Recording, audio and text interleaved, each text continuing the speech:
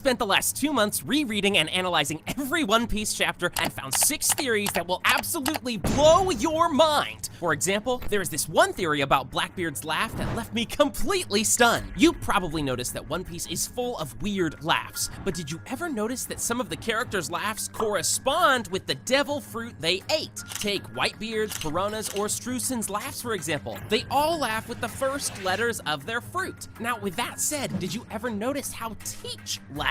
Teach's laugh is which may seem unimportant initially, but if this theory is right, it may be a key to one of the biggest One Piece mysteries. There is a mythical creature called Baizi, also known as Hakutaku in Japan. Now, if you take those names first and last words, you get Teach's laugh. So it is possible that Teach already ate his third devil fruit? You probably think this is just a stupid coincidence, but bear with me, it gets crazy from here. Baizi is a mythical creature usually portrayed as a tiger, sheep, or lion with 3 heads or 3 eyes on its side. The interesting thing about this is that Teach's flag also has 3 heads, and the number 3 is very emphasized in Teach's appearance. Also, his personality usually varies throughout the show, as sometimes he acts like a coward, sometimes he is cautious, and sometimes overconfident. This would also align perfectly with the animals Baizi is representing. Sheep for his cowardice, lion for his overconfidence, and tiger for his calm and cautious personality. What's more, did you ever take a good look at Shanks' scar? How did Teach even give it to him? Many fans speculate that Teach used his claw weapon to do this, but I don't think that's true. If you look at Teach's weapon, you'll notice that it has 4 blades, while Shanks' scar only has 3 lines. Based on this, it's likely that Blackbeard transformed into his Baizi form and surprised Shanks, which allowed him to scar him with his claws. Also, Baizi literally translates to White Marsh, which could hint towards Whitebeard and Marshall. I'll give this theory 4 out of 10 chances of happening, but in the later parts of the video, I'll be revealing some theories that have a 9 out of 10 probability of happening.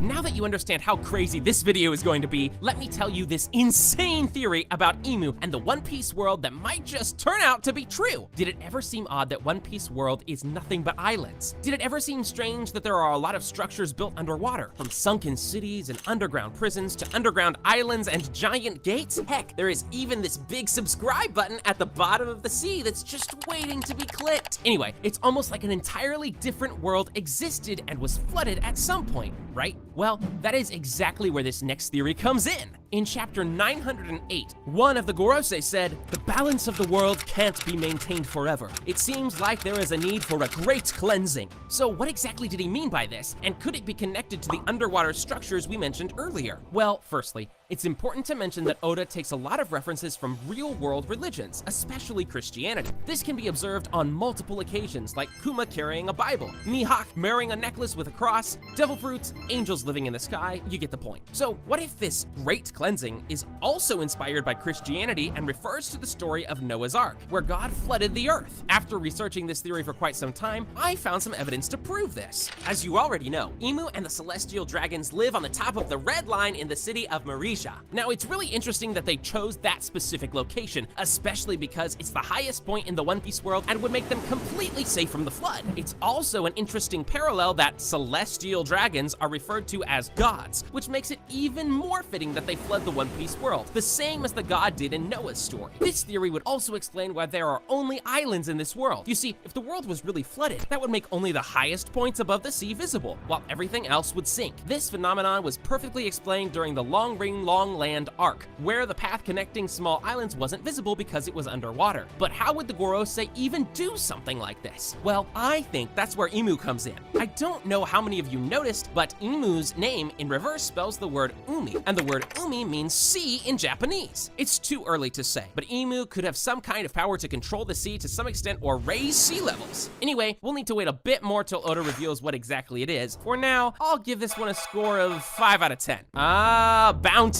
The completely made up numbers that government gives to pirates. Wait a second, are they really random? Well, what if I tell you that these bounties are actually carefully crafted and have a meaning behind them? And that we can use this information to determine what Luffy's final bounty will be at the end of the show. Okay, so if you take a closer look at some of the last numbers of each bounty, you'll notice that they actually have a meaning in Japanese. Okay, you maybe won't notice that since you are probably not from Japan, so let me explain. Whitebeard's last numbers are 4 and 6, and if we take the first syllable couple of those numbers, which are shi and ro, you'll get the word shiro, which literally means white in Japanese. If we do the same with Kaido's last number, which is 110, we'll get the word hyakyuju, which translates to beast or 100 beasts. For Big Mom, the word is haha, which translates to mother. And you may wonder, how does this help us determine Luffy's final bounty? You see, there is one combination of numbers that would fit perfectly for Luffy, and those numbers are 5656, which would make his final bounty 5,656,000,000 bellies. Why is this number so perfect for Luffy? Firstly, it would put him right above the previous pirate king, Gol D. Roger, which all of us are expecting to eventually happen in the series. Secondly, numbers 5656 literally spell the words Gomu Gomu, which is the name of Luffy's devil fruit. Seriously, you can't find a more fit, deserves at least a 5 out of 10 score. And if you thought this one was crazy, we'll start covering the top 3 theories on this list, and these ones will quite literally blow you away.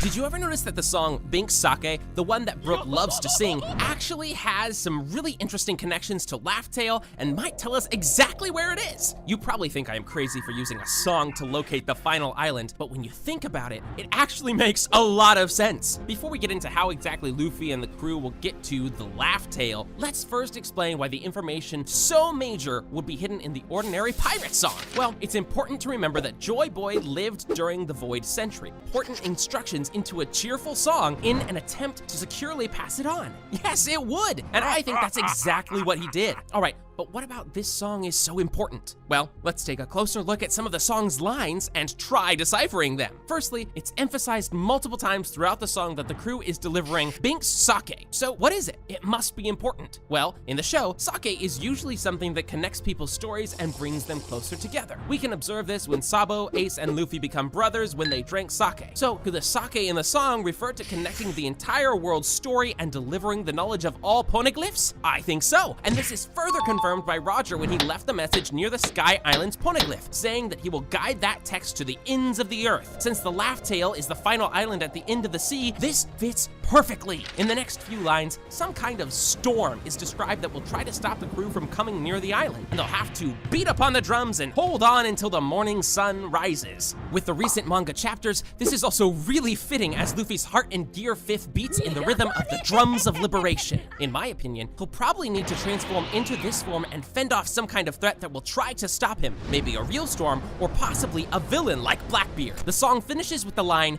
"Never ending, ever wandering, our funny traveling tale." And what's interesting about this is that the phrase "our funny traveling tale" is spelled exactly the same in Japanese as the Laugh Tale, which just further proves that there is a real connection between the song and the island. I'll easily give this one 6 out of 10, but this next one about Okiji and Blackbeard is so good that it actually has an 8 out of 10 probability of happening. Although he was a Marine, Kuzan was the only one among the admirals who followed his own sense of justice, and therefore, we can all agree that joining Blackbeard Pirates is going against everything he stands for. There must be a reason for it, right? Yes, I believe Kuzan is actually a spy sent to keep an eye on Blackbeard by the Revolutionary Army, and there are a few things that confirm this. In episode 625, after Aokiji saves Smoker, he tells him that there are certain things he can do now since he is not a part of the Marines anymore, and that the grass is always greener on the other side. This could imply that he joined some other organization. Furthermore, during the Reverie arc, it was revealed that the revolutionaries escaped Baltigo just in time before Blackbeard arrived and destroyed the island. Since Aokiji is a crew member now, he probably knew that Blackbeard was going to attack and could have tipped off Dragon about his plans. If you still don't believe this, there is one more thing that may persuade you. For unknown reasons, Blackbeard's 10 captains are called Titanic Commanders. This seems pretty irrelevant until you realize that the thing that sank the actual real-world Titanic was an iceberg, and since Aokiji is literally an Iceman, this perfectly symbolizes that he may betray them in the future. 8 out of 10 is a fair score for this theory, but let's dial the crazy up to the max and cover the wildest theory on the list with a score of 9